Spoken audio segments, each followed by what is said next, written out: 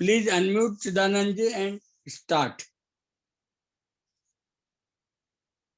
Unmute first and then start.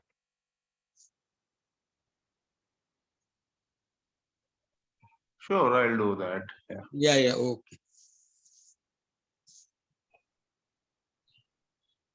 Just a few seconds.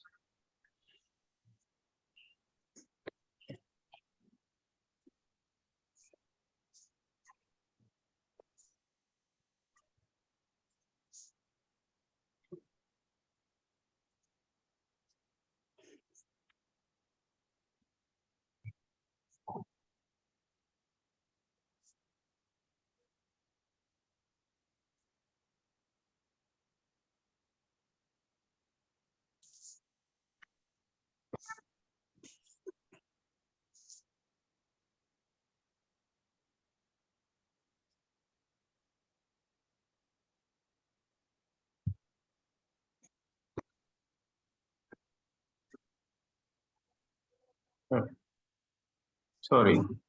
Welcome.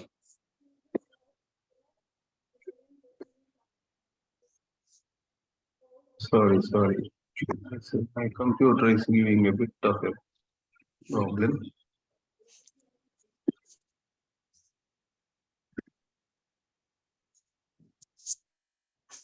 Oh.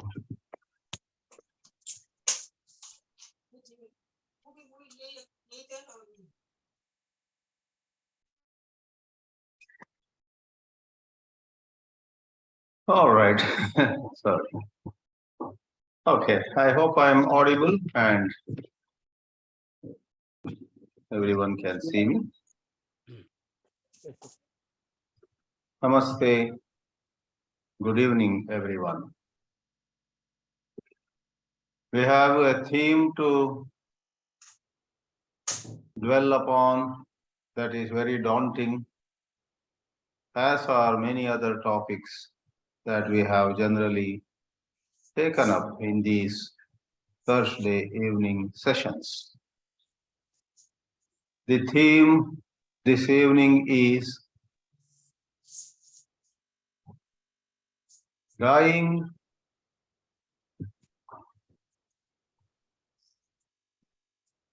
while living, or while living to be with death.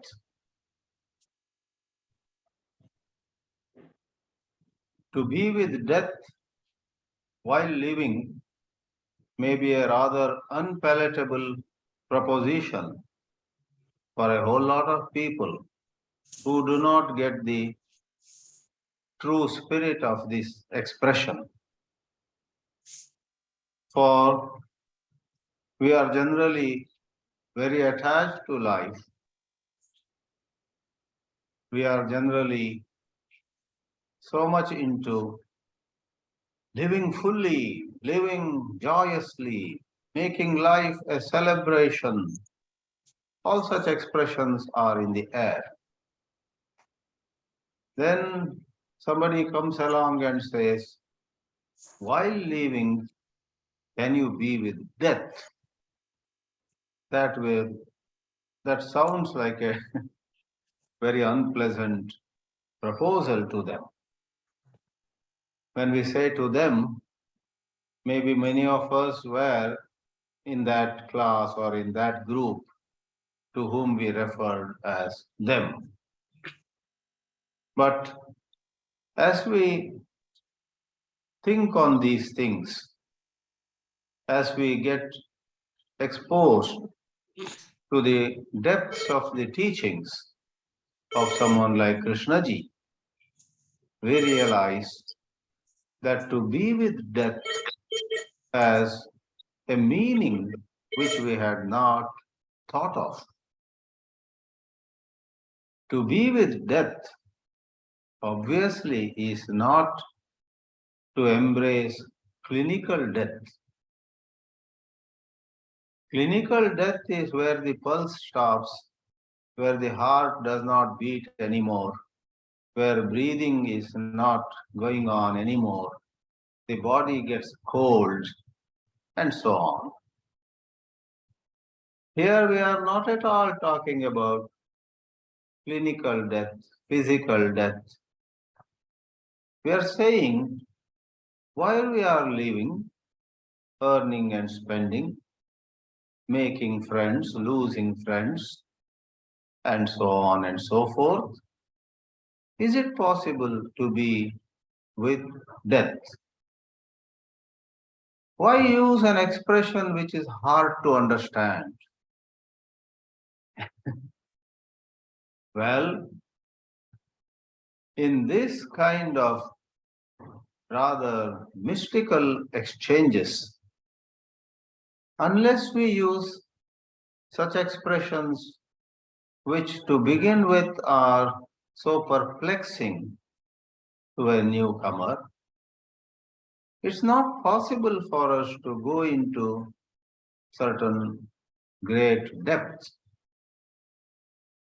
Yes, when we say to be with death, we do mean being with death. Of course, it calls for an explanation on the expression to be with death. While we already clarified it is not clinical death, we must now say it explicitly what kind of death it is. Again, in the so-called popular literature, much is said about death of the ego. When the ego dies, something deeper in you manifests, and such things are said. Sometimes by glorifying that kind of conceptual death of the ego, we really deceive ourselves. By falling in love with certain verbal expressions, which we may want to share with friends over tea, over lunch, etc., we may get a certain pleasure in using these puzzling, mystical phrases. We may pose as very knowledgeable people by talking something which is like a riddle, which is uncommon and therefore probably extraordinary. Some of us who are intellectuals may derive a strange kind of pleasure, for we are not talking ordinary language. We are talking something extraordinary. To be with death when we are alive. Friends, you and I need to be very careful not to get trapped in the mere pleasure of using what would be bombastic expressions. We must be concerned with the clarity of these expressions. What do they clearly mean? Okay, the word ego would be another fanciful word, for we are so caught in the duality of bad and good. When we say about somebody, oh, she has a lot of ego, so she is a bad person. And here is a man who has hardly any ego, he is a good person. So the idea of who is bad, who is good, etc., is another trap. For we get very attached to an image of ours which is good. I am a good guy. In this town, I am one of the good people you see, and so on. To be looked at as a good man or a good lady, you know, gives us a peculiar pleasure. Then we get attached to that image. We may or may not do good things.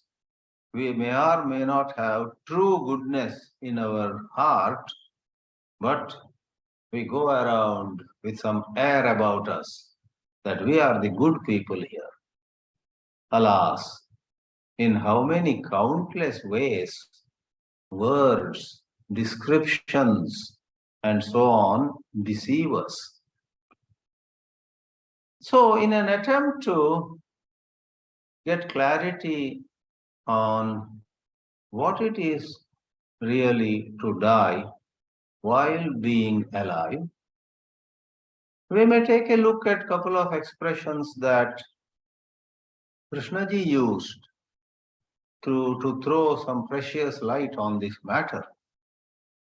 Other day I came across a passage where Krishnaji says, be with death while living, so that you are a guest in this world. To be a guest in this world has been connected with the true meaning of being with death. What does it mean to be a guest in this world? Let's say you and I have gone on a tour to Europe. We are in France. We are in Sweden. For 3 days here, for 4 days there. Then we come to know that some elections are around here. Some other big fight between two groups is going on there. And there's some World Cup football and two countries, and we belong neither to this or that country. They are in great contest. There's a lot of excitement in the air. Who will win the match and so on. If we are a guest and we neither belong to this country or that country, we are tourists, then we have a very different perspective to whatever is happening. If it's election, we are not much concerned with winning or losing. We are not attached to any particular party. If it's the football match, we are not attached to any particular team. Long back I heard Jesus Christ once attended a football match, and it was between Catholics and Protestants, both devotees of Jesus Christ. And nobody knew that this man sitting amidst them was Jesus Christ. They looked at him and wondered who this is. They were keeping an eye on him because it was a football match going on in a small town, and people knew more or less everybody. This man appeared to be a total newcomer over there. And when Catholics scored a goal, Jesus got up and applauded. He was very happy seeing the performance of the Catholic team. And everybody thought he must be a Catholic. After 5 minutes, the Protestants won or scored a goal. Jesus again got up and applauded and was so joyous. They were puzzled. Other people watching the game were puzzled. Why is he rejoicing? Why is he celebrating? When Protestants make a goal, he is happy. When the Catholics make a goal, he is happy. They were really confused. And this went on. Christ would get up and clap no matter who made the goal. Finally, one of the members among the spectators was heard saying, hey, this guy is neither a Protestant nor a Catholic. He must be an atheist. He doesn't believe in Jesus at all. And so on. So, the joke apart, is it possible for you and me to free ourselves from taking a side? Today in our country, there are the two camps, the leftist camp, the rightist camp, the pro-Modi people, the anti-Modi people, and so on. Wherever you go, I think there are some groups, and you tend to subscribe to one group. And in psychology, there is something called confirmation bias. Suppose you are pro-Modi, then you love to get more and more WhatsApp messages that praise Modi, and you don't want to hear anything else. If you are anti-Modi, you love to, read video messages, text messages, watch videos, hear audios which criticize Modi for everything.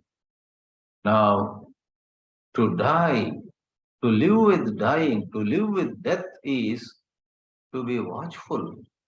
Am I going on a trip of some sort? Psychological trip. It's called confirmation bias because you already have a bias, you already have a prejudice that in this example, Modi is right. That's a prejudice. Or Modi is wrong. That's a prejudice. And then all you want is that piece of news, that video, to confirm the bias that you have. Yeah, you are right. Look how what he has done, and so on. Well, that makes you go far away from being a guest. You are not a guest, you are in the thick of things. So, to have a bias, to have a prejudice, to have certain strong feelings for one group and against another group, we would say is unfortunately a highly conditioned brain. The brain then is half dead.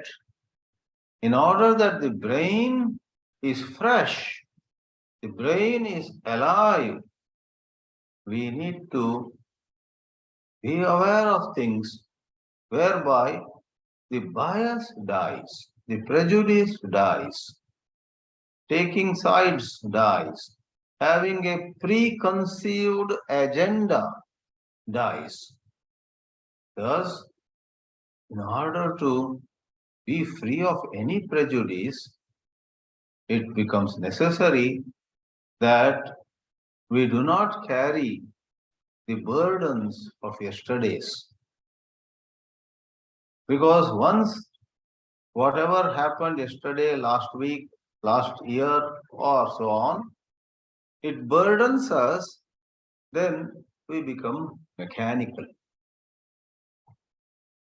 The mysticism of this whole topic is how we can rise above mechanicalness. It is necessary for a brain that is very alive to remember functionally.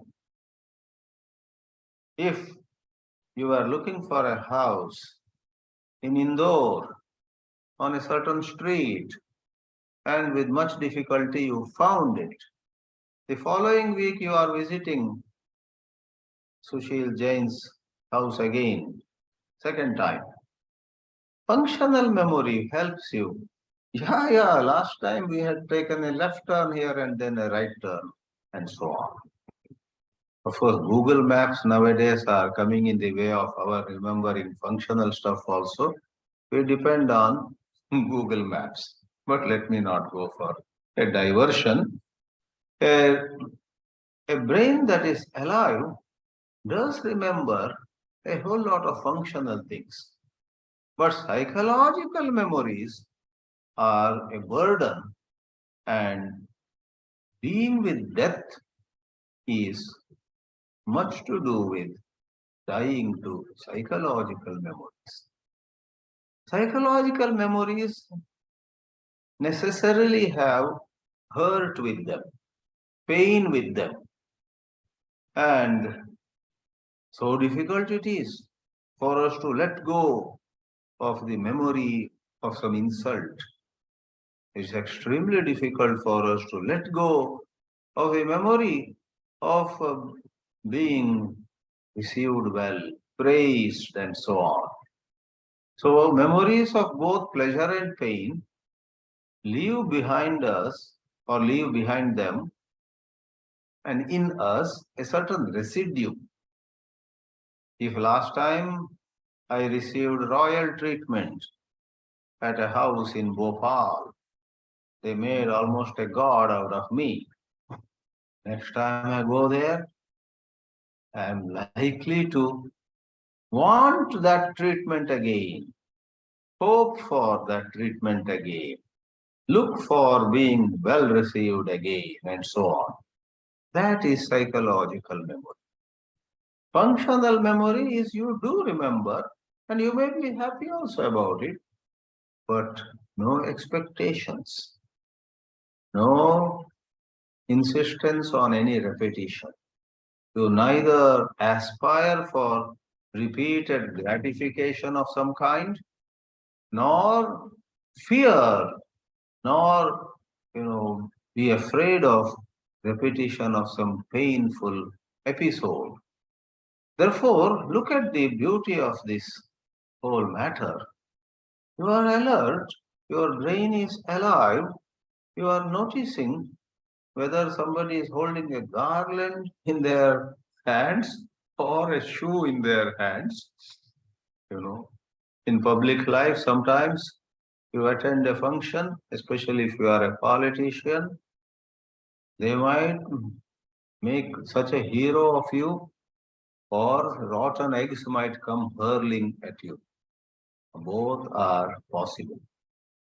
For people who held very high positions also, there comes a turn of events in life when they get even physically assaulted and whatnot. Life is so unpredictable. Therefore, while living, which means we are very observant with a silent mind, but not a mind that has gone to sleep, silent, but very observant, fully aware, and fully noticing what is going on and having certain deep values which are not, by calling them deep values, I mean they are not values that are sort of memorized or that are in accordance with some book, you know, in accordance with somebody's biography. In such and such situation, Gandhiji behaved like this, Abraham Lincoln behaved like that. So I better try to emulate Gandhi. I better try to be like Lincoln or Mandela. That is not a deep value, where a certain picture, certain narration, certain image, certain pre-cooked, concept of what is right thing to do is controlling you, governing you, guiding you, directing you. A deeper value hardly holds on to any narration, any book, any rule. At the same time, a deep mind, a mind that has anchored itself in very deep human values, though it may not define those values in concrete terms in linguistic way, it has a certain sensitivity. It is aware. It is driven by values, but those values are not, you know, of the gross kind, of the conceptual kind. Therefore, I can never, you know, forget what once inspired me a lot in one of the question answer sessions of Krishnaji in a book, of course.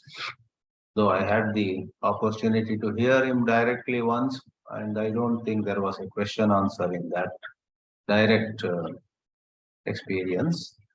So, in one of his books, with making the long story short, when somebody asks, what will you do in such a situation, in some situation? And Krishnaji does not say explicitly, do this or do that. He says, look, you have been hearing, you have been hearing me. I have given you certain insights. If you live by such insights, if you live by such insights for a length of time, some years, then if the kind of situation that you described were to arise, you will do the right thing. He doesn't define what is the right thing. Therefore, friends, let me say at this point that while living to be with death is all about being free from all the biases, prejudices, conditionings, to be free from mechanicalness.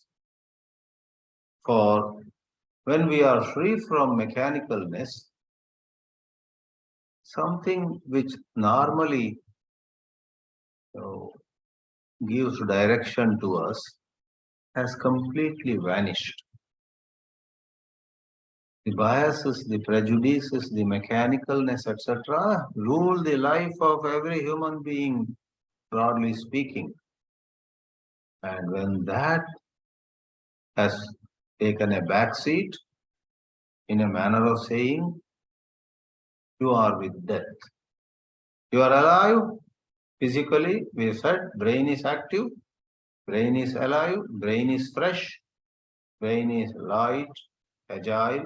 In that sense, you are alive. So therefore, we say while living. But no prejudice, no bias, no preconceived notion of what is right and what is wrong. There is a suppleness, and you have not gone from one to its opposite. There are many people who get angry with a certain system, and alas, rather than being free from that system, they go to the opposite of that system. Suppose they were loving democracy before, now they hate democracy. Then there is no death. Then you are not with death. You went from raga to dvesha, from attachment to aversion. Therefore, living with death while alive is about being free from both likes and dislikes, both for and against. And then, case by case, situation by situation, you see things rightly, and that seeing turns into right action. May I stop here? Thank you. Thank you very much, sir. Harshad Parekh, sir, would you please say something? Harshad Parekh, sir.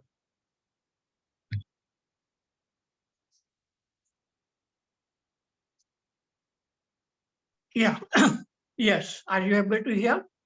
Yeah, we are able. Thank you, Swamiji.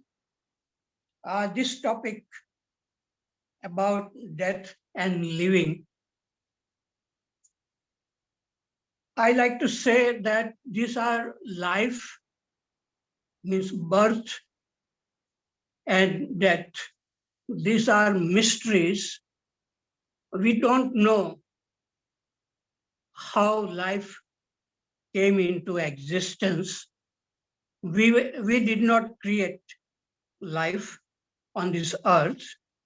We were not responsible for the evolution of life. And that we did not decide where we were going to be born, which family, which country. So this is a mystery, the birth. And similarly, death also is a mystery. But we come to this topic, and Swamiji something said, which I liked very much, is being alive means silent and observant mind. That means no mechanicalness, no prejudice, looking fresh, whether we look at the things outside or what is happening within ourselves. That means being very, very alert to our own thinking and seeing it very clearly. I like to say this feeling of being alive, generally, most of us think that we are alive when we are thinking. And that reminds me of Descartes' I think, therefore I am. And so thinking has become very, very important to us through evolution in human beings. And this thinking is a blessing in a way that we are able to create many beautiful things. We don't have to hunt for our food like the tribals did many, many years ago. So the thinking has helped in making our life very comfortable. But the thinking has also created problems for us human beings, that we remember things, and this memory is also helpful in our daily life. But the psychological memories which we gather about people because we have some experiences with people, and then those psychological memories, they prevent us in looking at everything very fresh, very new. So it seems to me that we are living in a world which is full of thinking and also full of intellect.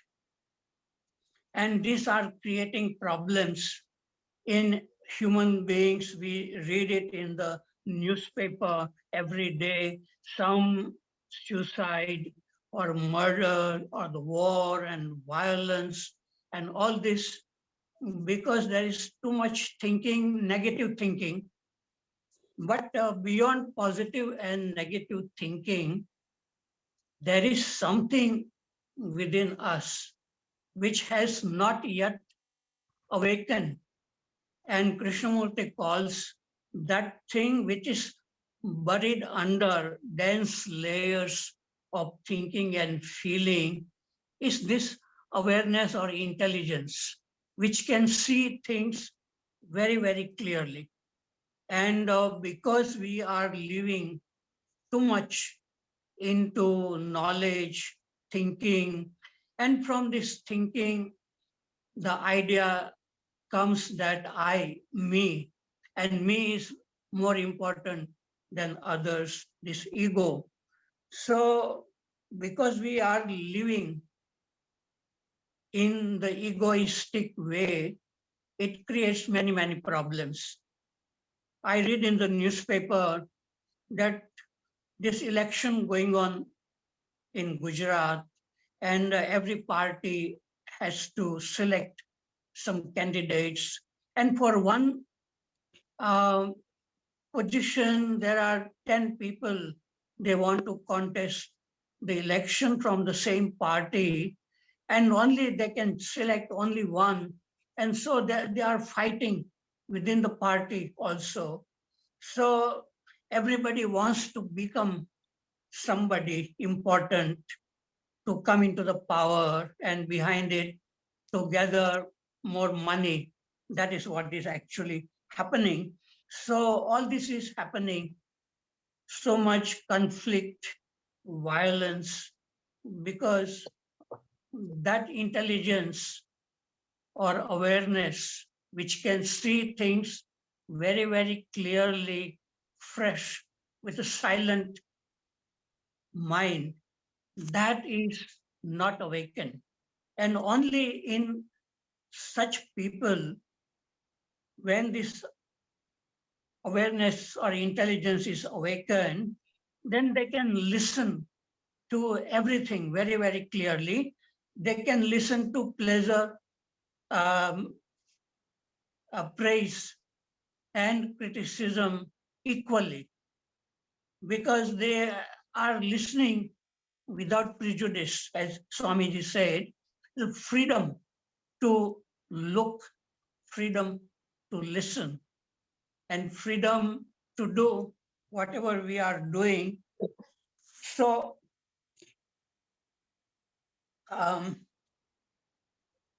being with death means the death of the past, psychological memories, and with living with freshness. And in a way, even our physical body, which is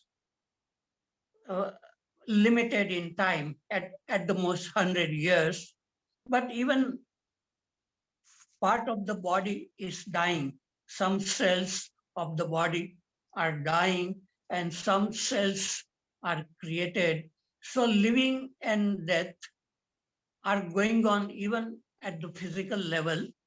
But what Krishna ji is talking about is dying to this idea of me, the self, and which comes from thinking. That means living in the present and seeing everything very, very fresh, new, clearly. When I came to know about this topic yesterday, the song which came to my mind, one old song, आज फिर जीने की तमन्ना है, आज फिर मरने का इरादा है. That means I want to live a new life and I want to die to the old. So that is the real way of living, in which we are moving with thinking. It's like when a person can move with the speed of light, the chronological time stops according to Einstein theory.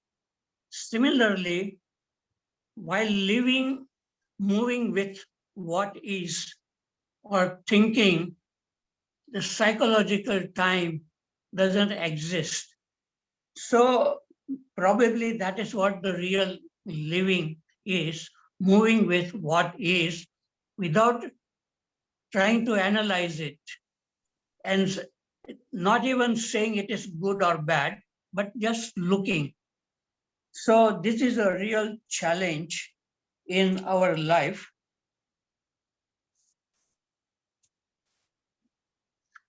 And I feel that a new life starts in a human being only when there is this awakening of intelligence.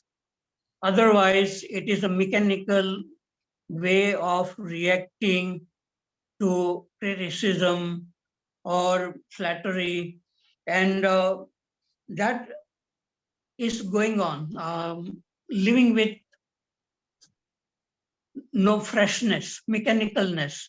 But only when this awareness comes in a person's life, then a person really feels that something new has happened.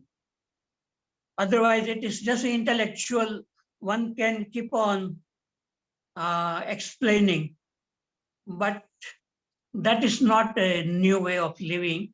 A new way of living is when you are looking at a tree or a human being, that knowledge, psychological knowledge, it doesn't interfere in looking, listening. And that is a real wonderful possibility exists in people who are deeply interested in looking inward. It is not by reading, rereading, thinking about Krishnamurti's teachings, which will open up a new way. Only when we can read Krishnamurti, but there is no need to think about it, I feel. But look inward and see whether what he says is true or false, non-verbally. And that is the real challenge. How do we look Because many people who are in Krishnamurti circles, they are asking many questions because Krishnamurti asks many questions. But if you ask a question, then what happens? Is it a real question which makes your mind stop and look inward without any thinking?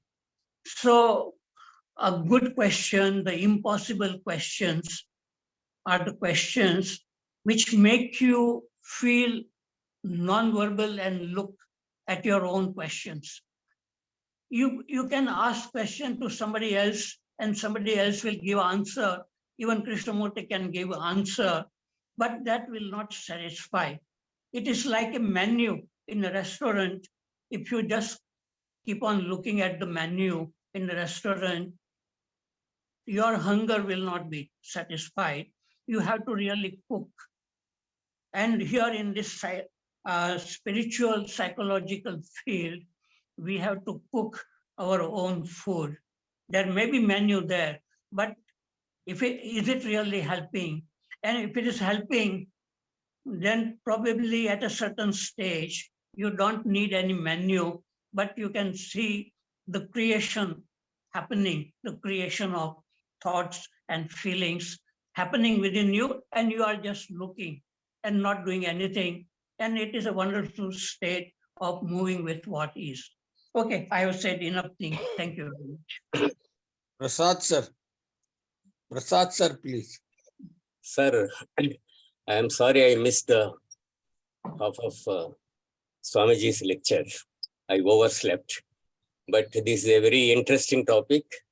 And every philosopher, every religion has said death is inevitable. There is nothing new about that statement. We say, Jatasya, Maranam Dhruvam. This is from beginning, from very boyhood, we have been hearing this statement. So, death is, of course, inevitable.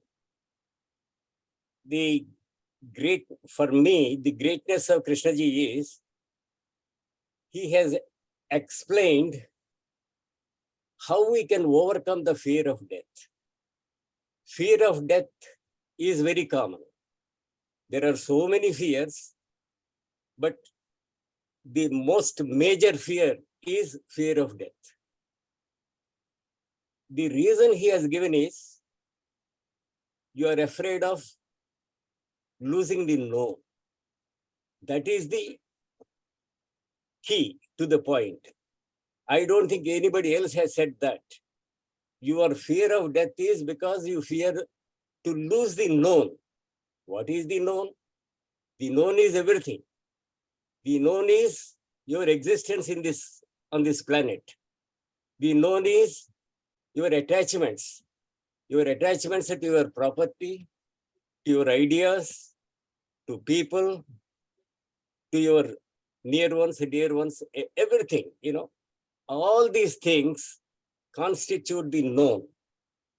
And it is the fear of losing the known rather than the fear of the unknown. But so far as I am concerned, I think it works both ways.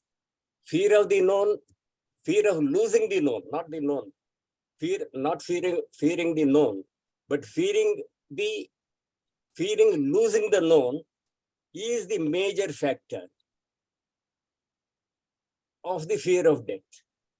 But at the same time, there is also an element of fear of the unknown. What happens after death? That is, Shakespeare said, the bourne from where no traveler ever returns. You don't have any tidings from the other side. So that is also there. But the major thing is your attachments. Your attachments cause the fear. And that is why death is, he says, it is not a drawing room subject. Nobody talks about it. We postpone it. We think living is one aspect, death is a different aspect. And so at the end, when we reach the end, we are totally frightened. The more attachment we have, the more fear we have. That is how Krishnaji has given us the clue. It is your attachments. Can you be attached? I'm sorry. Can you be detached and at the same time love? That is the basic question. If you are detached from your family, it doesn't mean that you don't love them. You love them, at the same time be detached. You understand the facts of life. You don't ignore the facts of life. The fact of life is that you have to go, that you have to leave this scene, and they have to leave the scene. So be reconciled to that, live with that, and when you live with that, when you live without those attachments, as Swamiji said, you will have a clearer mind, a mind which has no partiality, no prejudice, nothing. And your conduct itself becomes righteous, because that is, because we ignore death during our lifetime, we believe in amassing wealth, amassing power, all these things, all these 7 deadly sins come to us. We are lost in these 7 deadly sins because we think life is something eternal. We are going to live for long or whatever. And so detachment is the clue to overcome fear of death. Thank you, sir. Are you able to listen to me, sir? Are you able to listen to me, Parekh sir? Yes, yes. Is it clear? Okay. Today's topic, being with death while living. I'm sorry I could not understand this topic, but anyway, I would like to talk something on this.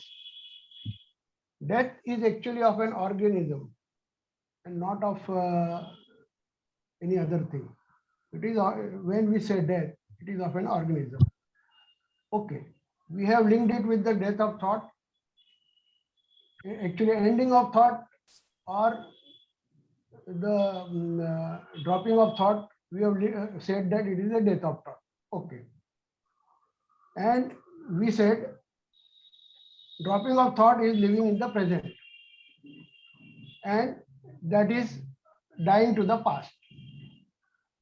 Then further we conveniently said that we mean only death of the psychological thoughts, not technological thoughts. So we are changing the meaning as per our wish and will. Okay, fine. This is also a sort of mind game, isn't it? But okay, this may be possible. This is possible as awareness is the new tool now. We have discussed enough about awareness.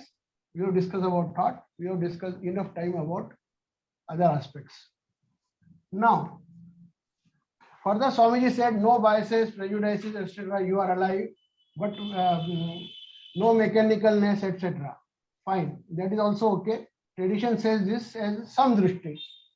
So this is basically a samdrishti about the things and not death. This is what my understanding is. Again, Harshad sir said a very vital and important thing, that awakening to the new other dimension is the key in all this. But tradition says it, and I fully agree with it, it's a new birth. It is not death. It's a new birth sort of thing. Harshad sir has also said about that. It's a new birth, because you find that the entire aspect or entire view has changed, or the total what you can say, the way which you were looking earlier has completely changed. So I agree with that. Yes, awakening is to the other dimension is the key point in this. Now, what Swamiji is actually saying, another is actually it's not death; it is a rebirth. Basically, it's a sort of rebirth because the organism is not dying.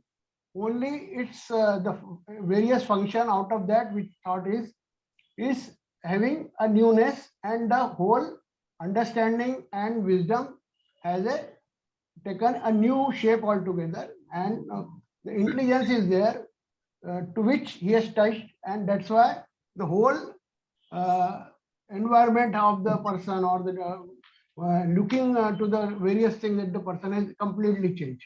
So that is okay, fine. So this is basically a dvij, which dvij means the person has taken a new birth and not death. This is what my understanding and thinking is. What Swamiji has to say on this.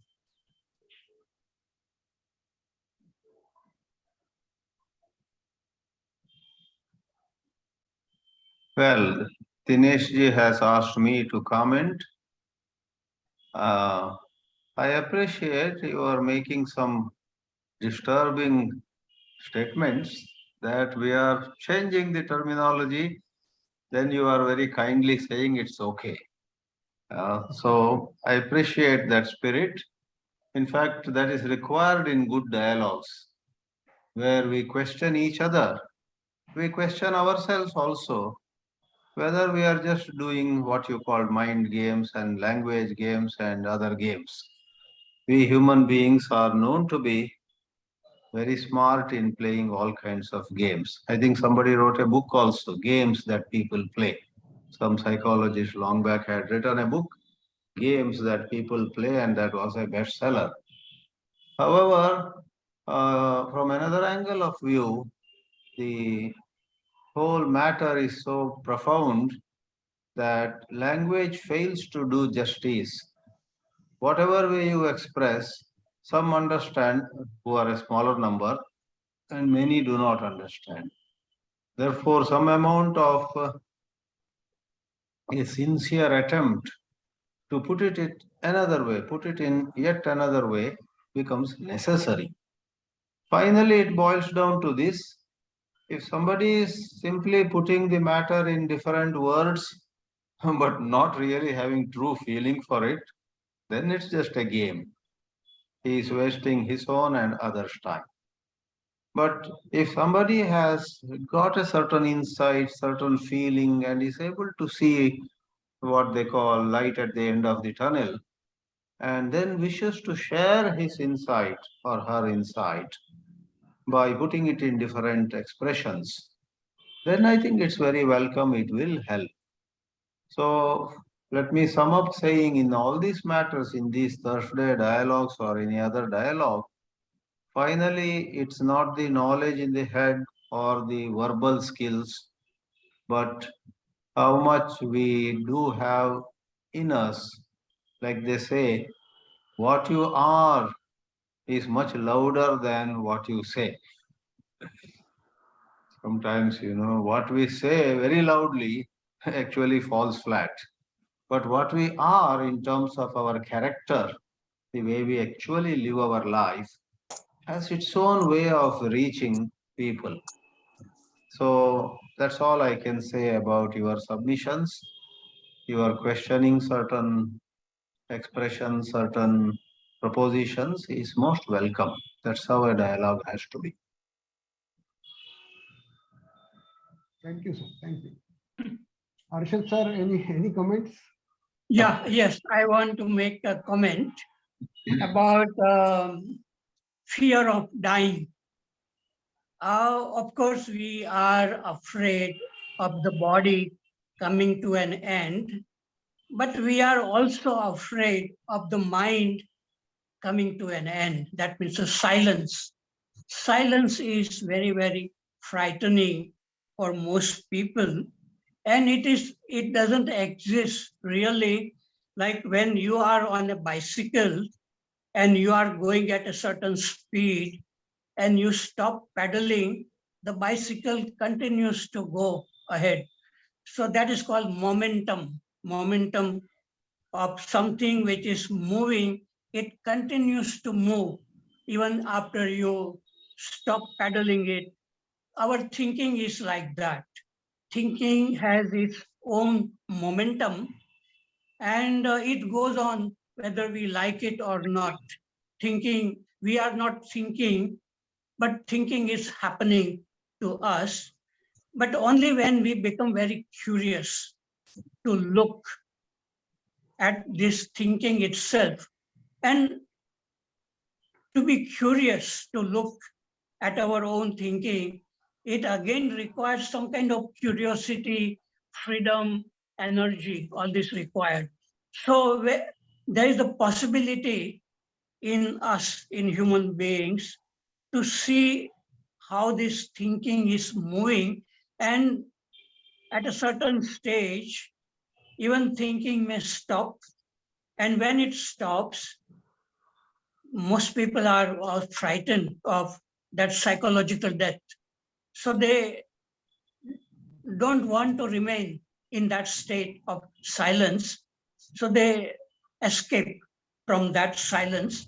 But some people, they feel that that silence is the real freedom, because in that silence, there is no thinking, there is no sense of I or me, and our problems, most of psychological problems, are because of this sense of I or me or ego. So when ego is not there because thinking has stopped, because when there is a silence, then there is a real freedom. And in that freedom, everything is so new. And I would say that is what real love is. When Krishnaji says, love is when the self is not. And that is also the beauty when there are no images made by thinking. So love, beauty, all exist in that silent, observant mind, which Swamiji said. So that is the real thing. If a person comes upon that dimension, even once, and sees the beauty of it, then the person would like to go more into it, and then it may become even effortless to be in that silent looking, listening, So such possibility exists, but I would say it is in very, very few people are interested in looking inward and looking at their own thinking. People like to read books, they like to listen to other people, they like to think a lot, but silence in which thinking is unfolding, to see that within oneself is a marvelous thing. And then there is no need to read Krishna ji or Upanishad or Buddhism, because there is something is going on and you are reading it itself while it is being written, and you are not writing it. It is being written. Something is going on inside you, and all one can do is to just look at it and not analyze it, and allow it to unfold. And in that, there is a real learning takes place without trying to learn anything.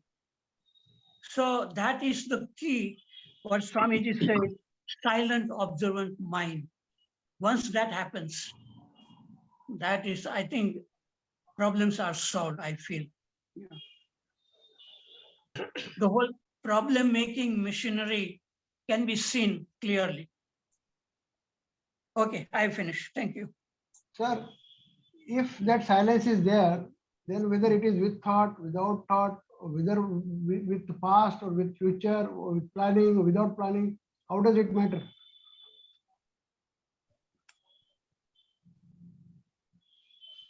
I did not understand. When that silence is reached or touched, then whether that silence is with thought, without thought, whether it is with future, past, present, Yeah, how right. does it matter? Yeah, it doesn't How matter. As long as this awareness is looking, thinking doesn't create any problem. But when the awareness or intelligence is not there, then it creates attachment, fear, loneliness, boredom, jealousy, anger. All this create when there is no awareness. And that is why Krishnaji says, in the light of awareness, all problems created by thinking are dissolved. So I say it is true that our main problem is not thinking, but the lack of awareness, silent awareness. Yeah. Okay, finish. Thank you, sir. Thank you. Prasad Thank you. sir. Prasad sir, please. Prasad sir, Yes, sir. please. Sir, I talked of living and dying, and how and what causes the fear of death. But Krishnaji includes one more item. He says, living, loving, and dying go together. So loving also is a part of, it goes with the dying. So while living, you love, and when there is love, he says there is no fear. So living, loving, and dying go together. That is one aspect, sir. Then the other aspect is this silent mind.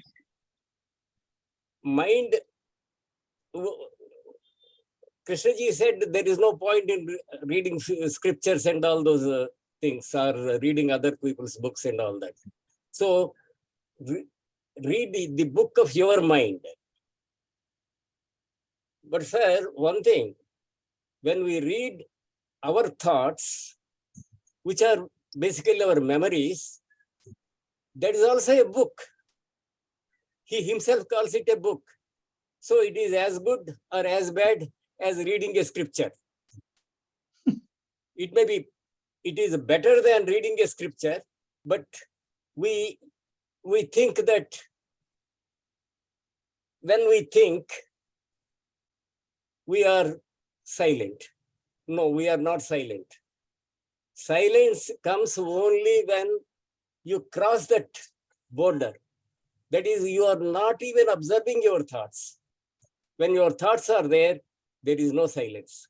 Silence and a thought, they do not go together. So, silent mind means a mind that is free of thought, and you can become free of thought only when you are not attached and you are above all these, what can we say, 7 deadly sins or whatever. Thank you, sir. Bas. Last 5 minutes, please, Chidanandji. Chidanandji, last 5 Yeah, yeah. minutes. Okay. Oh, sure. Yeah. Yeah, this exchange of thoughts has been very good. On one hand, I notice participants have deeply appreciated the theme. On the other, it is interesting to note that many terms need repeated clarification. For example, silence.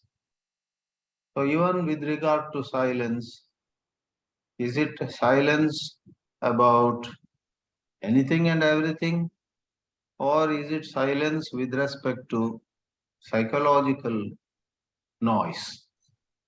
Let me give a very gross example. So 3 or 4 of us are sitting and talking. We are continuing to talk. So therefore, there is sound. But let's say there was a fan that was on, which was making a lot of noise. In between, one of us says, "Can somebody turn that fan off?" And then one of us gets up and turns that fan off, turns that some AC also off. And then all of us in one voice say, "Ah, how nice this silence is." That very remark, how nice this silence is not silence. We have talked. But it's true.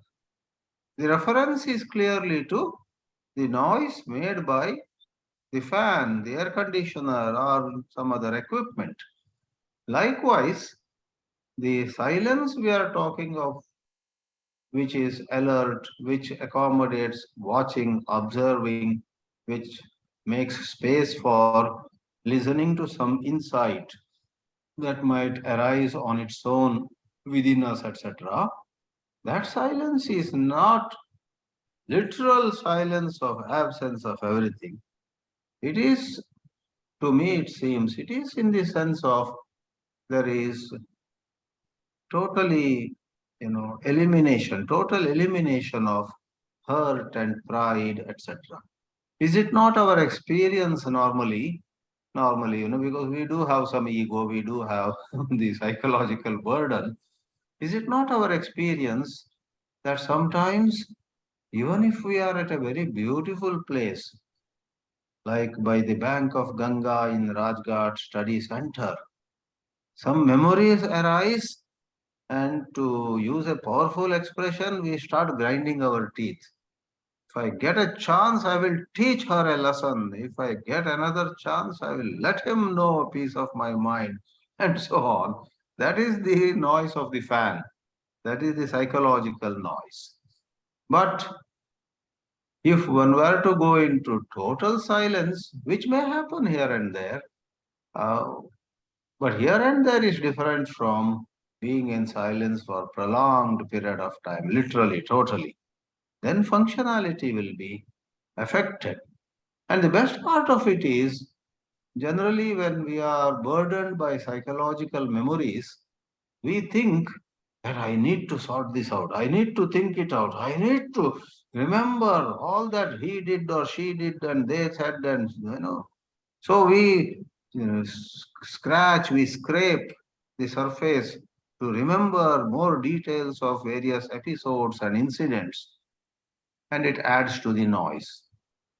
So we think that we need to think, but actually, that is where I guess we have over invested in thought. We think thought is the way we can solve problems. Thought can help me resolve this issue and so on, which is not true. I think the teachings help us see that thought has a place, memory has a place. Even if you remember what somebody said about you that hurt you, that has a place. But hold on, don't get carried away by it. Along with what you remember about some nasty thing somebody said, let us say, can you be aware of how you are reacting? How, like they say, two hands are needed for a clap. The memory of what somebody said unpleasantly about us is one hand. But then why is it that a particular reaction, a particular way of justifying what we did or what we said? So where is that rising from? So if one closely notices in that awareness, certain changes take place. We should not say such and such change should take place. We cannot order what change should and would take place. Therefore, I am happy to say that a lot of words which we have been using for so many sessions in the last many years are again and again getting a bit clarified. Some new light is thrown upon them. And that's what the dialogues are meant for after all. Thank you. I'll be present for another 2-3 minutes. I think I want to hear Pradeep Verma, who has raised his hand a while ago. At least for a few minutes, I'll hear him. Pradeep ji, Dr. Pradeep Verma. Dr. Pradeep Verma. You are audible. Okay. Yes. Harshad ji started very beautifully with two words, that life is a mystery and death is a mystery. To that, I appreciate his mystery and not knowingness also. But what followed afterwards, neither a life is a mystery nor death is a mystery. Because my observation is that life does everything to continue although we have said so many things against continuity also, man is no exception. This is a very strong instinct that works instantly, giving no time to question it. Self is the product of life to me, not the other way around. We are so obsessed with the visible, tangible, and the phenomenon that the source is totally ignored. Noumenon is totally ignored. Then we talk of holistic view of life. We talk of the whole and start by dividing things. You see, whether psychology is a part of nature or not, which maintains its order moment to moment in so-called present. So these are some of the questions. And then Harshadji frequently talks about seeing clearly as whatever is. So we all know collectively as well as individually what is around us. You see, all those things. JK said that psychologically there is no evolution. So, and otherwise, psychology is a very much part of life, very much part of, we cannot do it. It's a psychosomatic everything. So why the violence, jealousy, competition, greed, etc.? Everything is surviving in spite of seers and everything that we know. At times we put it as intellectual. At times we say it's awakening of intelligence. So we go on dividing things and confusing that this is biological, this is inherited, and this is psychological. So our treatment is by dividing. We are trying to understand by dividing and talking of whole. So this is one thing I have seen. And to me, this quest for transformation of consciousness also is a part of nature. You see, if it were true, all these things, I'm not talking about single person transformation and all that, because we were treated very badly and we were abused like slaves. At that moment, collective movement took place. Otherwise, most of the single individuals, seers, I'm afraid could not do much. Individually, I can appreciate Vivekananda, Nisargadatta, I can appreciate JK and all those things. Individually, nothing much has happened. So psychology is an integral part of life, and life is moving with its own pace. This is what my observation is. We can now in a way we are going something to change nature. Aurobindo tried so much. Transformation, mutation of consciousness, etc., etc., etc. And individuals have delved into it very deeply, but ultimately, what is happening is known to all of us, and we can see it very clearly what is.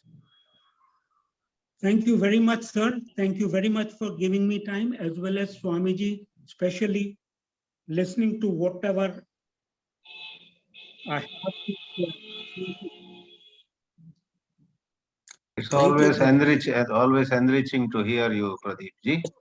You express certain ideas so well. Thank you.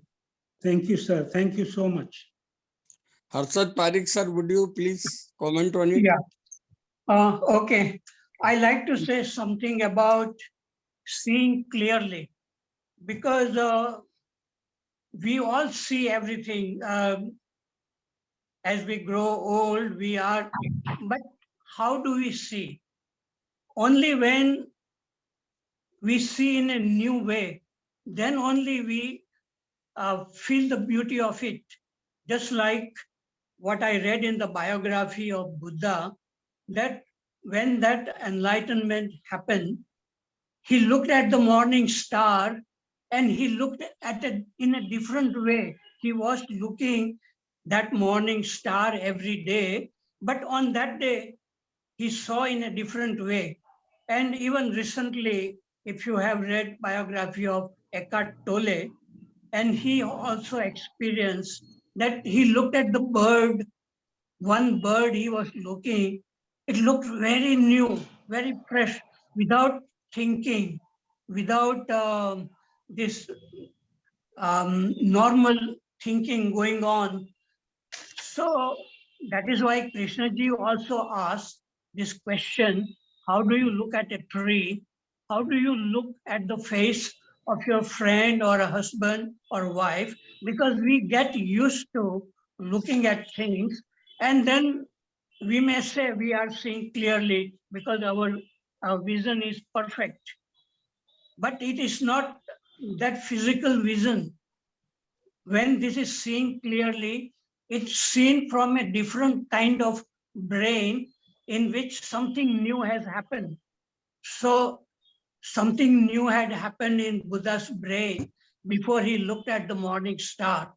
Similarly, same thing with Krishnaji, that only when something new happens in your brain, then your way of looking at everything changes, and only you can describe it in many different ways. Krishnaji is describing, but as long as it has not happened in you, then you may not understand. It's like if you have not eaten a mango and somebody describes a mango, how it tastes, you will not understand because you have not really felt it, not tasted it. So similarly, only when you begin to feel that something new has happened in your life, and then you also yourself wonder about it, and then you ask other people, do you see any change in me? Because you feel change inside you, but you are also wondering about it. So when such a thing happens, then all this what Krishnaji says, or what Buddha says, or what other Upanishad says, it becomes very clear, because there is something, a new way of listening, looking, reading happens, a new way of living. And that is what Krishnaji wanted to do when he came to schools. He said he wanted to create a new brain in students and teachers. But I don't think that Krishnaji or anybody else can create a new brain in other human beings. But it can happen when a person gets very much curious to look inward, not in order to become somebody like Buddha, but very, very curious to look at the beginning of a thought itself. So from my own experience, I would say that when my mind is silent and then some song, the word of a song comes, I catch it. That means one has to be in the state of silence and freedom to look at thoughts unfolding inside you. So it is not like saying that when there is a silence, there is no thinking, and when there is a thinking, there is no silence. It is not true. But from the silence, the words can come, it can be seen. And I feel that Krishnaji was speaking from the state of silence, and the words were coming. Though he had learned the language and he had spoken about it, but it was coming by itself effortlessly. So from silence, words can come, thinking can come, and it comes in a very proper, orderly way. It doesn't create a lot of disorder. But without awareness, without this newness, thinking will create a lot of disorder. It will create more questions, and then you will get more answers, and that will create more questions.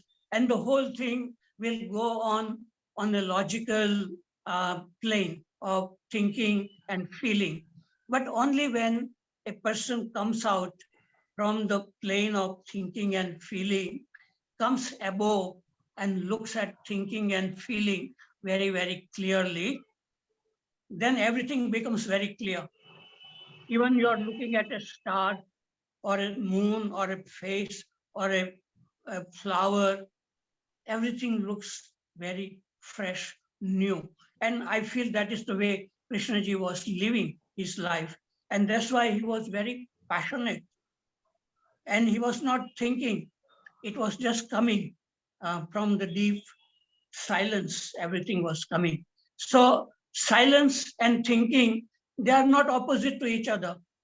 So people who are very logical, they will say that when there is a silence, there is no thinking, and when there is a thinking, there is no silence. That is a logical way, but that is very limited. So I would say that words can come from silence, and those words will come in a proper order, and it may affect some sensitive people, and those words can create a state of non-verbal looking, listening, as Krishnamurti's words are like that. Okay, I have finished. Thank you, Parekh sir. 4 minutes are left. 2 minutes to Yes. Waghmare sir and 2 minutes to Prasad sir. So please speak for 2 minutes Yeah. only. Harshad sir, I was about to ask the same thing. Is from with reference to that plane which you are talking, is there any polarity exists like thought and silence, or living and dying? Is there such polarity exist? Yes, from silence, thoughts can come, and it can be There is seen. no- So there is no polarity exist there. But also there are states when there is no silence, thoughts are coming and they are going on without your awareness. Means we are changing the plane in that case, coming down. Hmm. In that case, we are coming down Yeah, yes, on the yes, thought plane. yes, true. And that same thing applies to life and death also. Mhm. Sir, last 2 minutes to Thank Prasad you. sir, please. Harshad sir, I am sorry. Last Sir. 2 minutes to Prasad sir, please. Sir, thank you. I think Harshadji has reacted to my remark that the thought and the silence don't go together. But anyway, I am very happy with his clarification. I didn't mean that when you are silent, you cannot talk or function or anything like that. It is not my intention like that. My only observation was that we have chattering minds that keep on chattering, whether there is any function to be discharged or not. It is in that sense, thought and silence don't go together. That is what I have said. But from a silent mind, as Harshadji has said, Krishnaji was talking from his silent mind. So you can't have a better example than that. And silence is the normal state of mind. From that, you discharge your functions. Thank you, sir. Thank you very much. Now let us finish it. Modak, please finish it. Thank you. Thank very you. much. Thank you, sir. Thank you, everybody. Thank you. Thank you.